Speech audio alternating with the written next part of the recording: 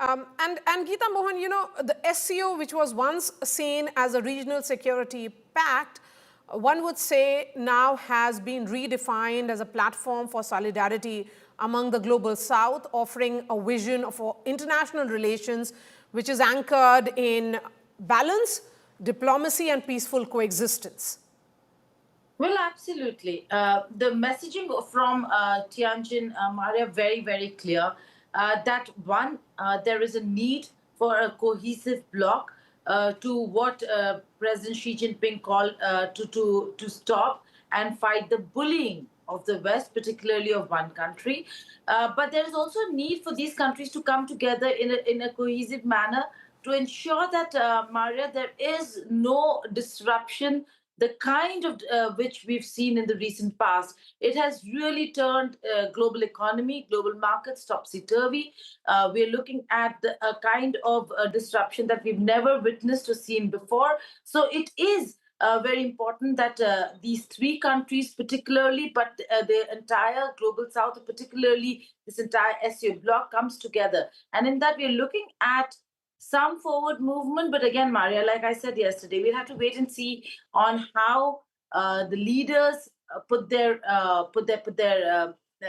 vision and their statement forward. Don't forget, the room has Pakistan as well, and when India and Pakistan are in a room, there are or expect fireworks to be there.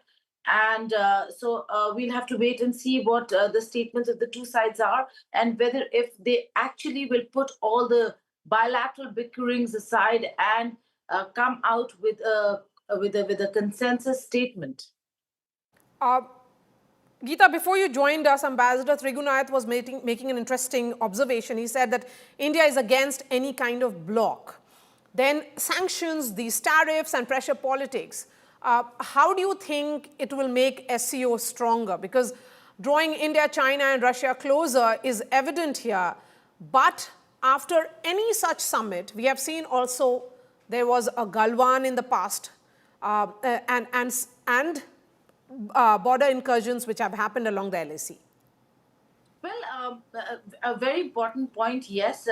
India has not really or does not honor any of these bans and blocks, which basically mean that India's policy position is that India does not accept country-based sanctions.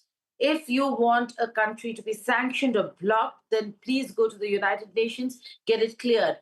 Now, the United Nations is such a divided house today that every country, important country, uh, uh, not reflective of what important countries are, because India is not part of it, but others are, like Russia and China, and America. They all veto each other, so nobody actually gets to sanction any country. And India is very clear that there's only UN-based sanctions that India will agree to, not country-based sanctions. And that's what India conveyed to the United States of America, that they need to honor and understand the importance of Russia. It was okay for US then to engage Russia because President Trump wanted to, but not okay for India to do it.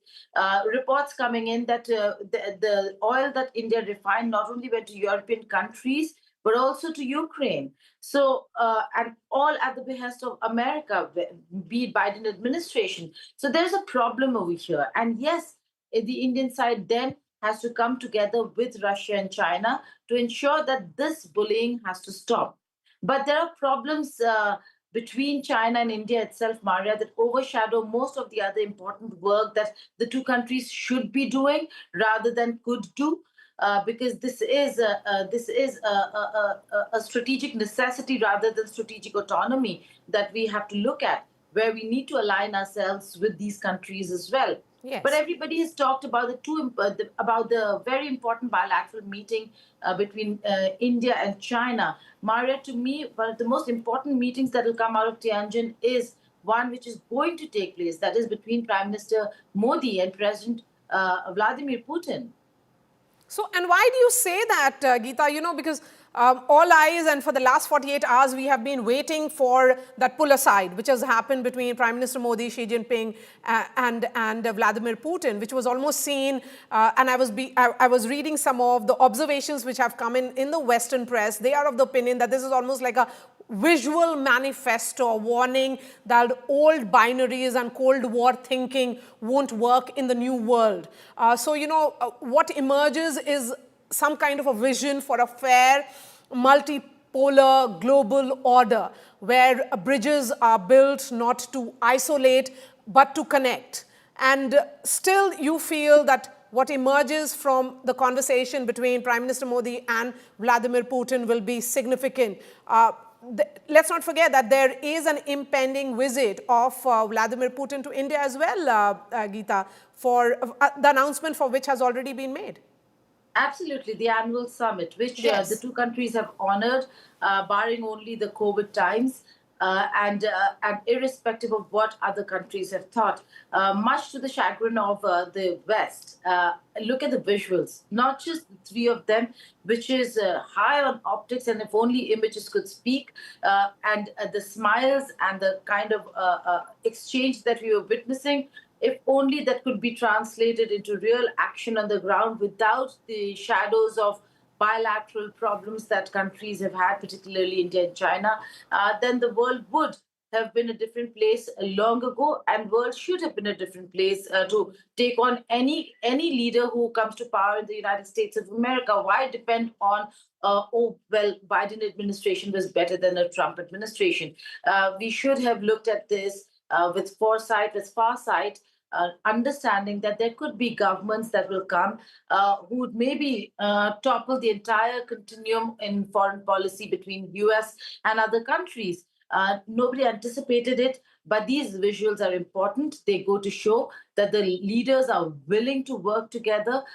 It was an image that the leaders wanted to show to the West. So there is projection there. You're absolutely right in what the West is saying. This is absolute projection of power from this bloc where the leaders put aside everything else and stood together, shared those moments, and shows and it was a moment of show of strength, so to say, when it comes to these three leaders. Absolutely. Ambassador Trigunayat, would you say that this Tianjin moment is not just a crossroads, it's a turning point? Well, I think it's a turning point definitely in the India and China relations because the greater possibility of more interaction, a smoother interaction between the two countries goes ahead, confidence building measures, and the trust gains. Obviously, there will be a greater vigilance and cautiousness on India's part going forward with the kind of history that we have witnessed. But the relationships do not remain steady. There are always changes, ups and downs. They keep coming, and this has happened also with China. And but one of the steady relationships that has been there, that is with Russia for a long time, and it is something that is a stabilizing factor as well for our own growth, as well as for the global systems that are going on. Of course, India has never endorsed Russia's invasion of Ukraine. That is for sure. Prime Minister Modi once again will reiterate that and will be working on it exactly how the war in Eurasian war could be ended. So, from each country's perspective, I think there's a win-win situation. Of course, the Western countries will look at the same way because they have an alliance mindset. Whereas China does not believe in allies in any case. It doesn't have the alliance system. It has the client-based system. That's a difference. And India does not believe in the alliance system at all. It believes in multi-alignments. Uh, Russia is very much focused on creating greater harmony, greater strength in the Eurasian landscape. So all these will have to converge somewhere, and the divergences and disputes will have to be avoided in order to reap the maximum benefit of this. So far we have seen in the SCO it was okay. China and India had a different position, so things didn't work out, especially There's after a Gulf War. piece of But breaking now I news. think that we are going to see greater collaboration.